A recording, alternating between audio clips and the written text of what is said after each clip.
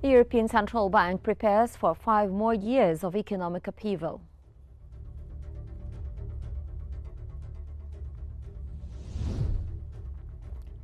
China opposes trade deals that other countries make with the US if they harm Chinese interests.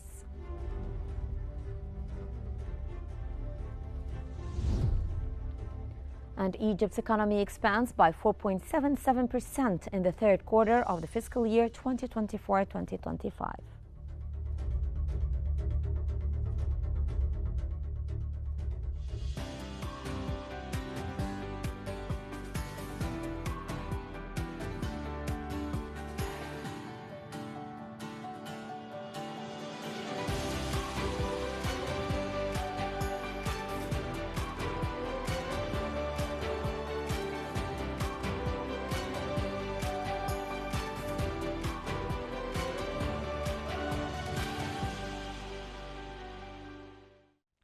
Welcome to the Economic Bulletin with me, Hala Al-Hamalawi, and we start off with the global economy, which the Bank for International Settlements has warned that it faces slow growth due to rising policy uncertainty, trade protectionism, and increasing debt levels.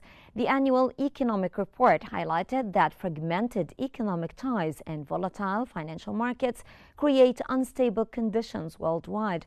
The bank urged policymakers to ensure sustainable fiscal policies, strengthen financial resilience, and prioritize price stability to support growth amid ongoing uncertainty.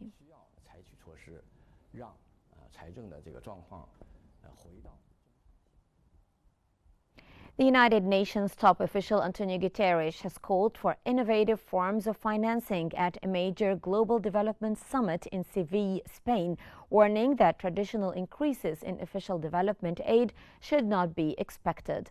UN Chief Antonio Guterres called for innovative financing, announcing an approved plan to triple the lending capacity of multilateral development banks. Notably, U.S. President Donald Trump is absent from the conference, with the U.S. having pulled out and declined to back the action plan. The summit is taking place amid heat wave drawing climate protests. To create levies in relation to several areas of activity. Moving on to Europe, the European Union and Ukraine have reached a preliminary agreement on future agricultural exports to the bloc. EU Trade Commissioner Maros Vekovic announced the deal follows the EU's suspension of duty-free access for Ukrainian farm goods earlier this month, which had been granted in 2022 to support Ukraine. The bloc has since reverted to pre-war trade rules with tariffs and quotas, but the new agreement aims to rebalance trade while maintaining support for Ukraine. The EU remains Ukraine's top trading partner, while Ukraine ranks as the EU's third largest agri-food supplier.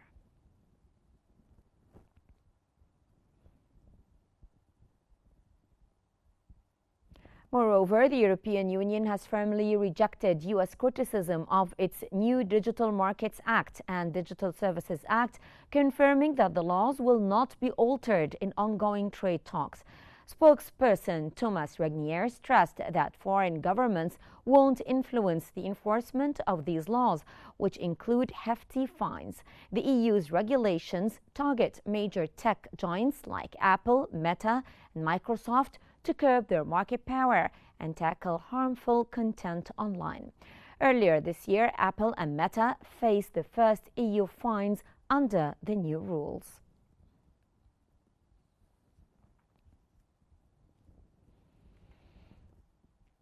The European Central Bank has convened its annual three-day forum on central banking in Portugal today.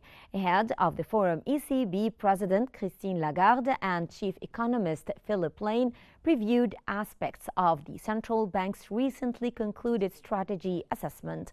Addressing the growing influence of artificial intelligence, Lagarde cautioned that central banks globally are increasingly using AI, but must be cautious and not blindly following it.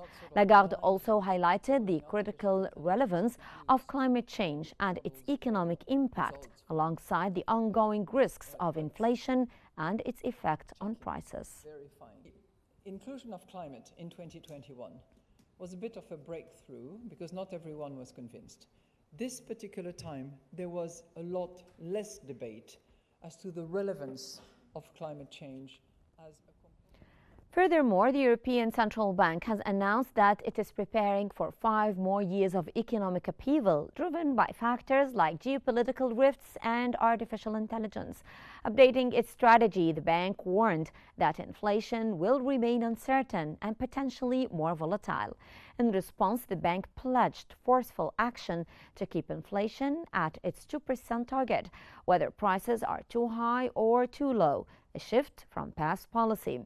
The bank's chief economist, Philip Lane, emphasized the need to be decisive when inflation begins to build.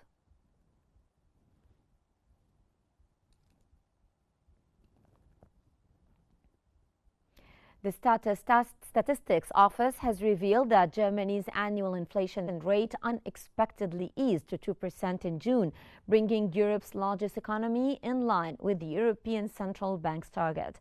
Germany's core inflation rate, which excludes volatile food and energy prices, eased to 2.7% in June from 2.8% the previous month. Additionally, retail sales unexpectedly fell by 1.6% in May compared with the previous month. The office noted that import prices decreased by 1.1% year-on-year in May.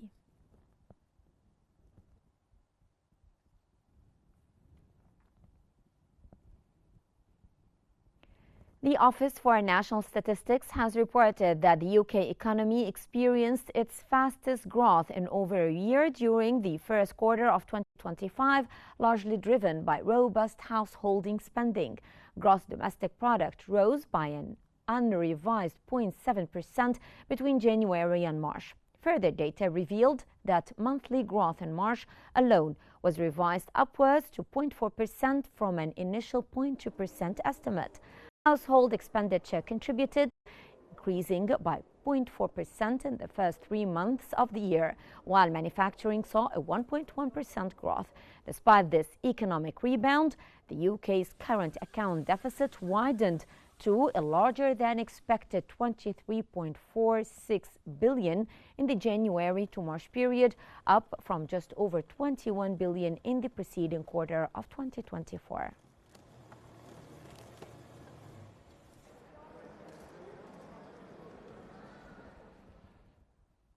In Asia, China has voiced its opposition to any trade deals between other countries and the U.S. that sacrifice Chinese interests for tariff relief.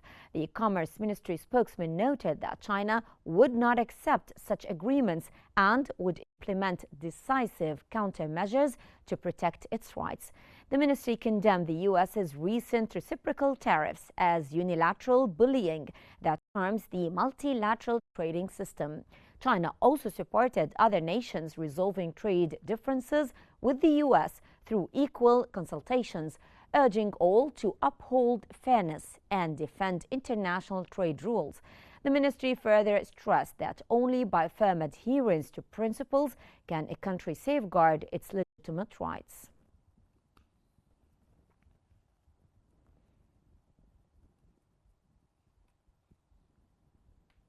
China's Commerce Ministry has demanded Canada immediately correct its wrongdoings over Ottawa-ordered Chinese firm Hikvision to halt operations, citing national security risks. China vowed to protect its businesses and accused Canada of unfairly targeting Chinese companies by broadly applying national security claims. Canada's Industry Minister Melanie Joly said that the decision followed a thorough security review. China's Foreign Ministry lodged a protest calling for a fair and non-discriminatory environment for Chinese firms.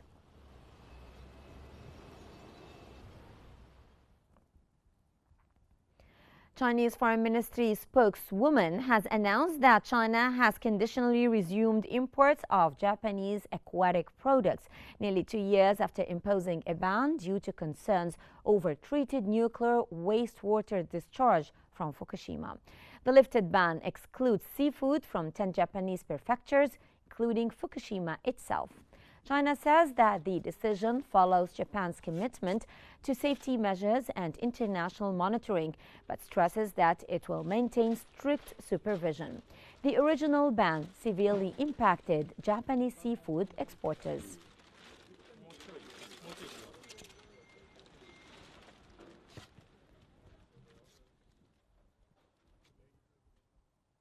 For further analysis, we're now joined from Hong Kong by geopolitical analyst and Manchester University PhD researcher, Mr. Marvin Lee. Welcome to Qnews Economic Bulletin. And let me start by asking you, Mr. Lee, now China says that it will retaliate if countries make trade deals with the U.S. that hurt China's interests. What does this mean for businesses and economies caught in the middle of this U.S.-China trade rivalry? Assalamu alaikum. Thanks for having me. Always a pleasure. From the Chinese perspective, this is a matter of sovereign dignity and strategic influence. China's official stance, as stated by the Ministry of Commerce in June 2025, they said that if any country reaches an exclusive trade agreement with the U.S. that harms China's core economic interests, we will respond firmly and proportionately. So this statement signals a deterrence posture rooted in the Art of War, Sun Tzu's concept of control others, never be controlled by the others. After the UK and US mini trade deal back in April or May, China increased customs scrutiny on UK automotive export, so delaying 3 to 5 weeks delays at port clearance in Shenzhen and Qingdao. And so did this also create a loss of business impact to the rest of the world? The multinational companies like the UK, the US, and even the Western countries now face the reality that political alignment equal economic exposure, and firms must factor in custom retaliation, target licensing delays, and even public procurement bans, especially in semiconductors, defense, and data-related fields like AI, big data. So in light of what you're saying, Mr. Lee, how might China's threatened countermeasures affect global supply chains? Could it make it harder or more expensive for companies to move goods around the world? Yes, absolutely. China has a big card on his hand and remaining at the upper position during this negotiation, and that is the rare earth export controls introduced in April 2025 have already demonstrated how powerful selective restrictions can be as a geopolitical tool. And between April and June 2025, rare earth exports dropped by 75%, which have been using in electric motors, missile system, and even wind turbines. And 60% of UK, US, and EU requests for rare earth export permits remained pending as of late June. So we can see that China has lots of ways to do some countermeasure, to do some counterbalance, and the rare earth export control is the one, and then the ongoing situation in Iran is the second one, and even the Ukrainian war is the third one. So China has multiple ways to make deals with the Western world, especially USA. China calls U.S. tariffs bullying. How do these kinds of one-on-one trade pressures affect the larger global trade rules that all countries are supposed to follow? Basically, China accused the US of weaponizing tariffs and unilateral sanctions, calling it economic coercion under the guise of national security. However, from my own personal perspective, the Chinese and the American counterpart are ready to have a peace talk, to make some good deals, in order to have a win-win collaboration with each other. However, as I have mentioned multiple times before, China has zero imagination with the Western world. So that's why China will see this tariff or trade deal as a strategic delaying more than a real peace deal with the United States. Because China would prefer a mini deals with other countries like in Central Asia in the Yes. Gulf countries. I'm sorry to interrupt you. That was from Hong Kong, a geopolitical analyst and Manchester University PhD researcher, Mr. Marvin Lee. Thank you so much for joining us in our economic bulletin. And ladies and gentlemen, now we move to the session held by the United Nations Security Council to listen to the speech of Palestine's representative. Palestinian statehood to be adjusted to accommodate Israel's illegal actions, effectively ensuring the perpetuation of the occupation instead of ending it. You know what a state is. Sovereignty is a corollary of statehood. They are inextricably linked. Independence is freedom from foreign occupation and domination in all its manifestations. And we are entitled to sovereignty and security too. Madam President, Netanyahu held a map in the General Assembly in September 2023 about his vision for the new Middle East. In that map, Palestine had disappeared altogether. Israel, from the river to the sea, not a slogan as the one that upsets Israel so much. A reality that its occupation forces, its bulldozers, its settlers, its settlements are trying to build through violence. On the ground, every day there is a new massacre.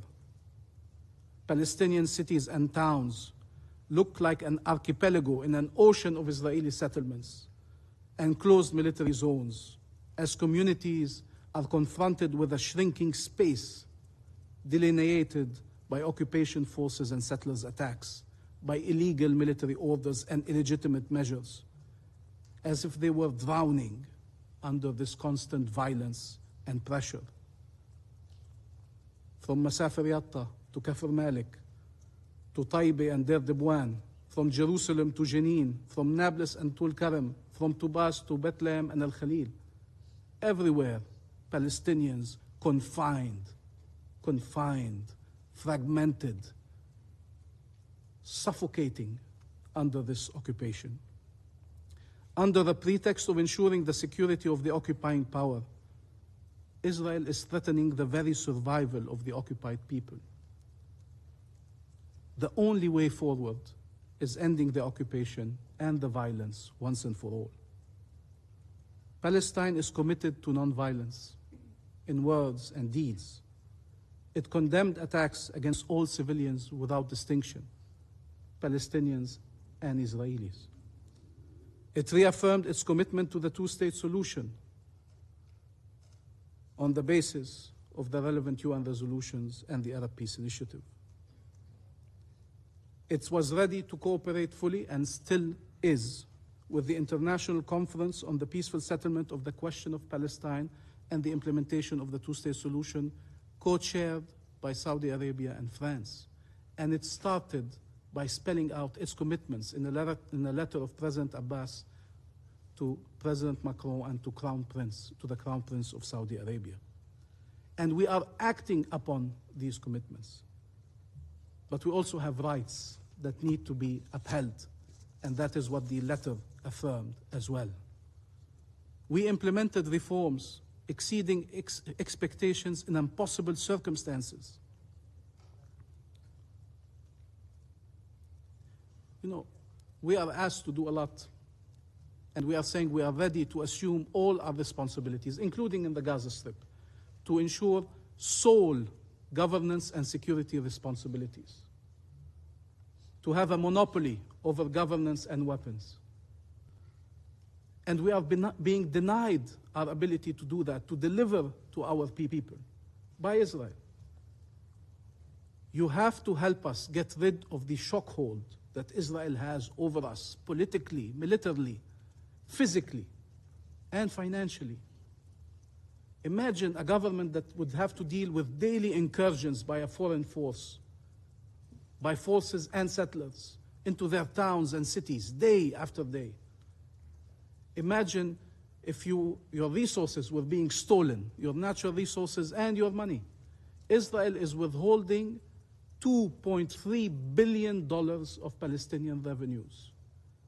That means that we have been unable to pay to most of our public employees the equivalent of several months of salaries. Imagine in your countries if you didn't pay for 1 month the salaries of your public employees, what would happen? You know what Palestinian civil servants are doing? They are showing up, despite that, to deliver to their people. We are doing the impossible in impossible circumstances, and Israel wants to make sure we fail. It will eventually regret it if it was to succeed. But you have a duty to ensure we do not fail. We succeed for the Palestinian people and their rights, but also for the prospects of peace in our region. We accepted every international mechanism, every verification. We ask you to come and check that we are upholding our obligations, as long as you are ready to check in parallel that Israel is upholding its obligations. We have called for the deployment of forces to ensure a ceasefire is respected under a UN mandate and upon the invitation of the Palestinian side, to protect the Palestinian people and to ensure the security for all with regional and international forces. There is a plan. There is a plan today, an Arab OIC plan supported by the whole world, that would allow to bring this situation to an end, to start the recovery process in Gaza, to rebuild Gaza while the Palestinians remain in it. Israel is undermining all these efforts, the international efforts, the regional efforts, the Palestinian efforts. None of these decisions we are making are easy, especially when Israel is sparing no effort to destroy our state and to harm our people. I urge you not to take us for granted, not to take these decisions for granted. I urge you to help us demonstrate to our people that there is a peaceful path to liberation. If they lose that hope, you cannot imagine the reverberations. We need to demonstrate that there's a peaceful path to liberation. Israel wants to convince them that there's no path to liberation because it believes they will then disappear, either by being killed or being displaced.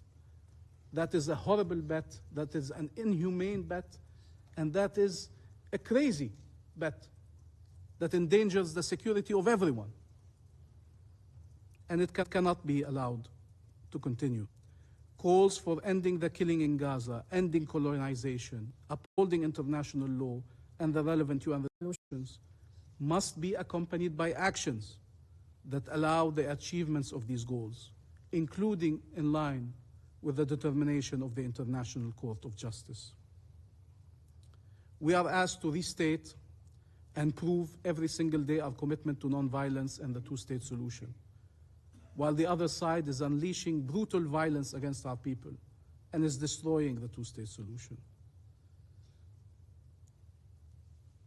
There is nothing that will allow to justify the double standards of demanding Palestinian pacifism while justifying, fueling, or even tolerating Israeli militarism. That is not the way forward. There's always a way to justify violence. But the only way forward for the benefit of all is to break the cycle of violence. There's a Palestinian leader from Jerusalem who was an icon of the non-violent Palestinian struggle called Faisal al-Husseini. And in an attempt to convince the people of why the non-violence way was the right way, he used a metaphor. He said, I can challenge Muhammad Ali Clay or Mike Tyson and defeat him, but not in a boxing ring, around a chess set.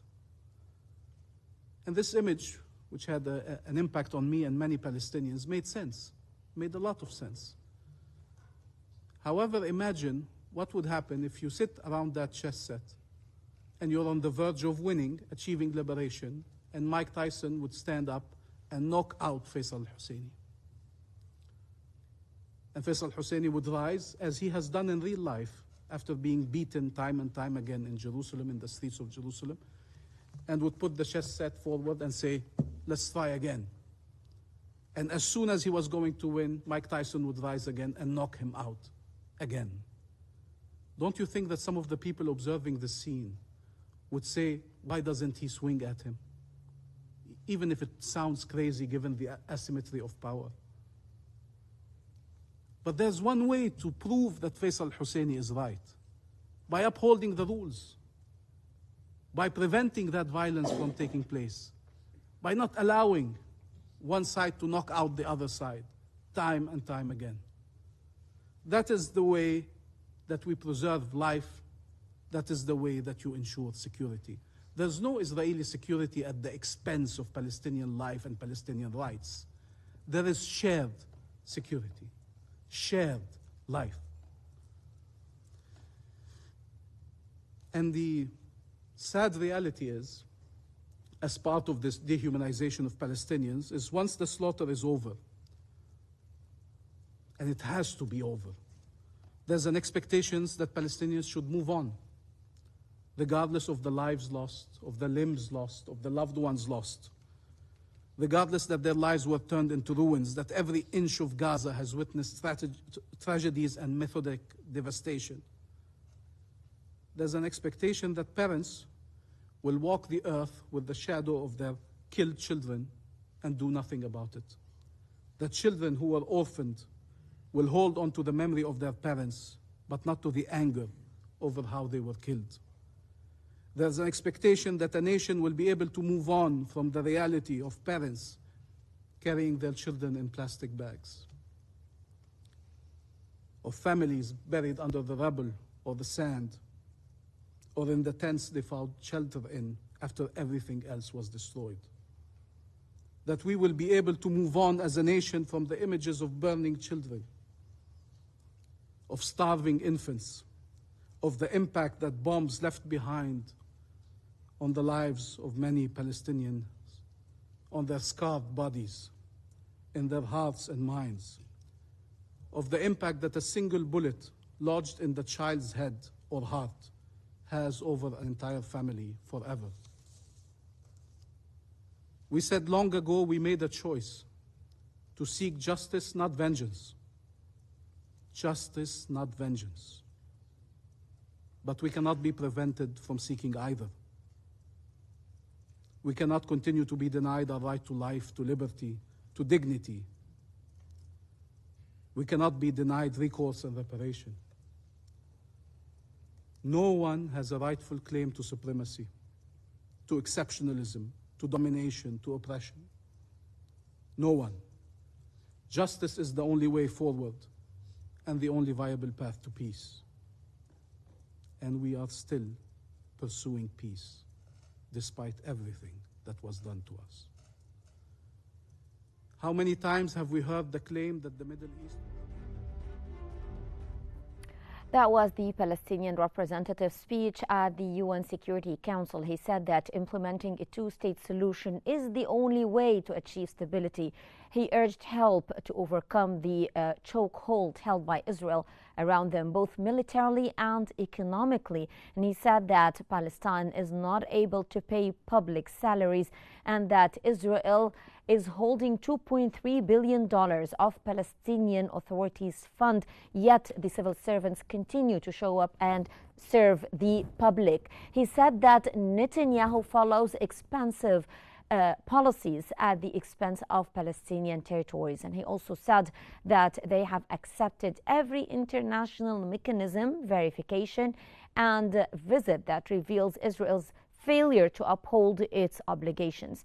He also emphasized the OIC plan to rebuild Gaza, noting that the whole world supports it, and he reaffirmed that commitment. And he also said that Palestine accepted all the obligations and called on the international community to do what it can to end the suffering of the Palestinian people. And he is now concluding his speech by underscoring that pursuing peace is the only viable solution forward.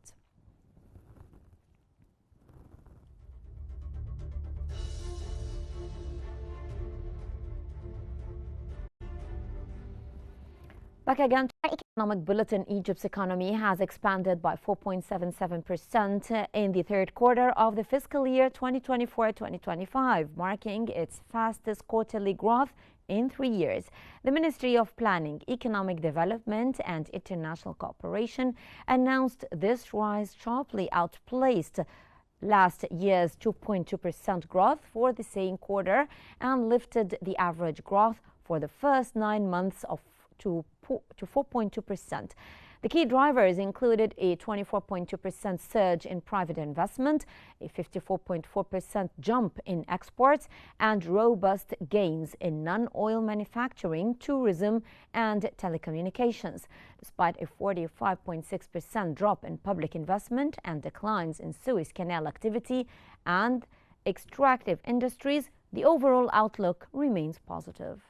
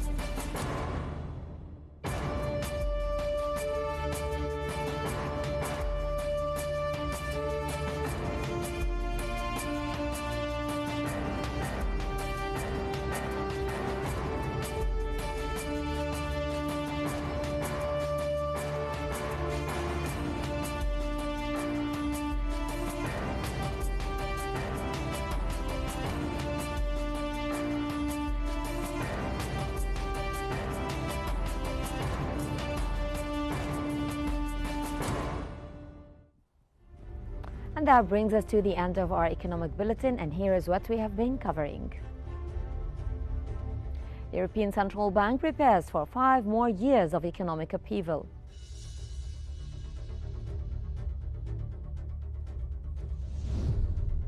China opposes any trade deals that other countries make with the United States if they harm Chinese interests.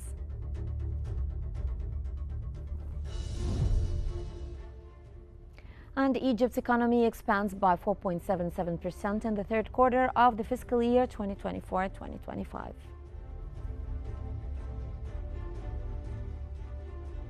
Well, this concludes our economic bulletin for today. Don't forget to follow Qnews on YouTube, Facebook, X, Instagram, and TikTok at Qnews EG to stay informed. I'm Hala Al-Hamalawi. Thank you so much for watching, and stay tuned for more updates here on Qnews.